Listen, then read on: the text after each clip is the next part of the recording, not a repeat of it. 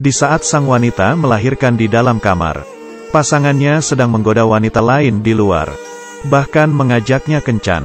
Yang lebih tidak terpikirkan adalah, wanita ini adalah kakak dari wanita yang sedang melahirkan.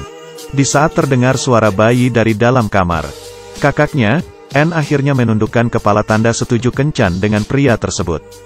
Peraturannya adalah si pria tidak boleh berbicara lagi dengan adiknya, Mary.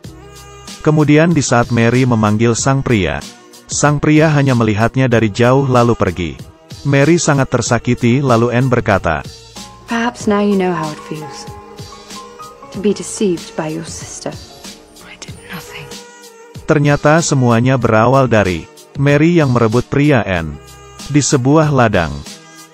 Keluarga Boleyn bertiga sedang bermain.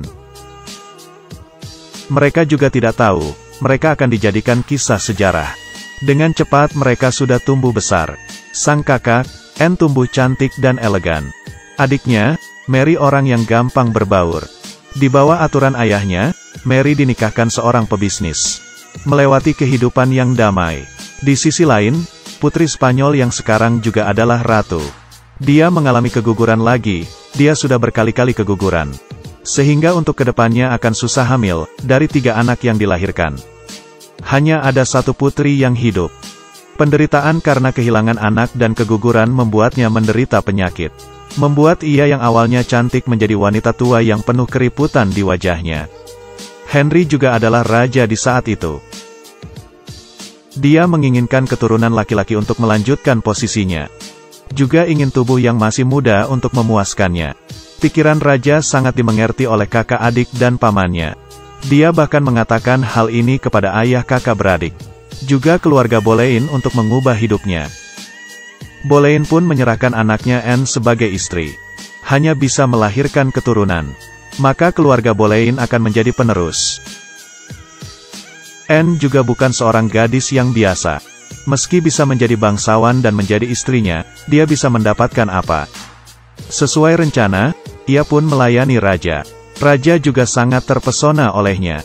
Untuk memaksimalkannya, Anne pergi mengejar rusa, sehingga membuat raja terluka. Dengan begitu Anne pun kehilangan kesempatan menjadi istri.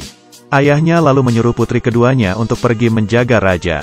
Raja yang mendapat kehadiran seorang gadis yang cantik. Ia pun juga mulai terpesona kepadanya.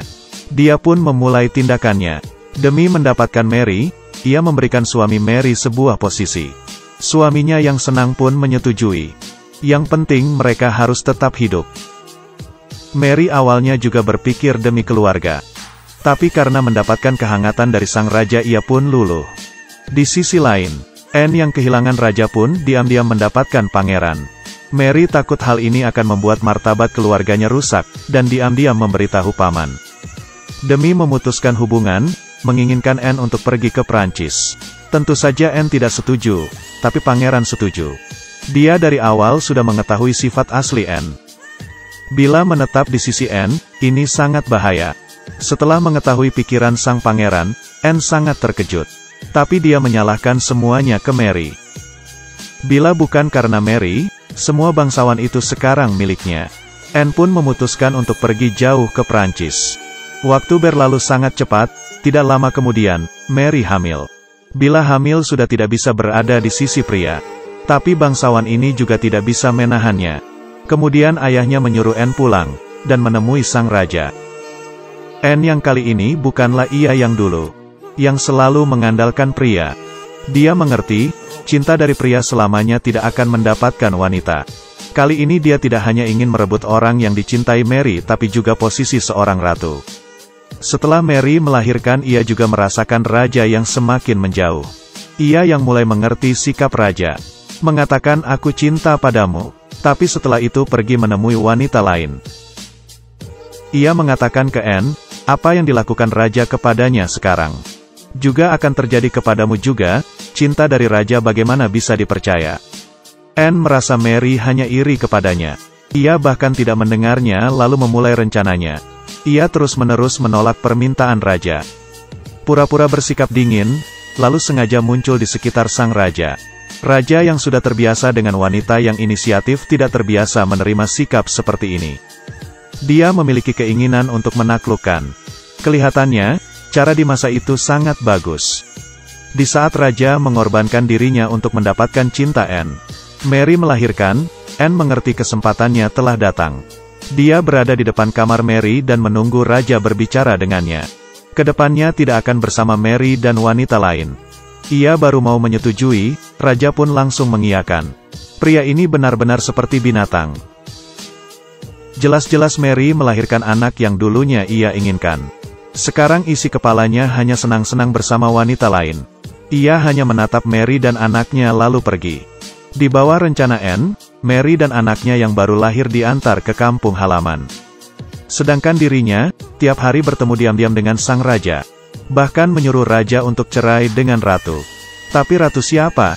Ia adalah putri Spanyol. Ingin bercerai ini adalah hal negara. Saat itu raja tidak berpikir begitu banyak. Dia bersikeras melakukan perceraian, lalu mengubah peraturan dan hukum. Membuat dirinya bisa menikah. Semua orang memarahi Anne adalah seorang penyihir. Anne tidak memedulikannya, sekarang dia sudah menjadi ratu. Hanya dengan melahirkan anak laki-laki, maka posisinya tidak akan tergantikan. Tapi keinginan Tuhan berkata lain. Dia melahirkan anak perempuan, dan raja sudah tidak tertarik lagi dengannya. Di luar ia menemui wanita lain. Seperti yang dikatakan Mary, apa yang dilakukan raja kepada ratu dan dirinya, akan terjadi juga kepadanya. Raja tidak lagi berhubungan dengannya. Sehingga bagaimana dia bisa punya anak laki-laki, ia terpikir dengan adik laki-lakinya. Ia ingin memanfaatkan adik laki-lakinya. Tapi sang adik tidak bisa mengerti dengan ide kakaknya. Kemudian menolaknya, hal ini diketahui oleh istri adiknya. Ia pun langsung melapornya ke raja. Saat itu adiknya pun langsung dibunuh, dan Anne mendapatkan hukuman. Yang lebih menyakitkan adalah hal ini diumumkan oleh pamannya sendiri. Sekarang dia tidak memiliki hubungan apa-apa lagi dengan Anne. Untuk menghormati raja, di saat Mary datang dari kampung halaman, ia mengetahui adiknya telah meninggal. Dan ia melihat dengan mata kepala sendiri kakaknya dihukum. Dulunya mereka yang bertiga sekarang hanya tersisa dia sendiri. Ia yang sangat sedih pun membawa putri kakaknya kembali ke kampung halaman. Melewati kehidupan yang tentram. Dan keluarga Boleyn tidak mengandalkan kedua anak ini menjalani jalur bangsawan. Tapi karena takut akan mendapatkan hukuman. Kisah ini berakhir sampai di sini. Satu hal yang diketahui, selama hidup sang raja ia tidak memiliki anak laki-laki. Dan putrinya bersama Anne menjadi Ratu Inggris Isabel. Mengubah Inggris menjadi negara terkuat. Dan masa di bawah pemerintahannya disebut juga masa keemasan oleh generasi-generasi selanjutnya. Henry awalnya menginginkan anak laki-laki untuk menjadi penerusnya. Tapi pada akhirnya yang mendapatkannya adalah putrinya. Cerita sampai di sini.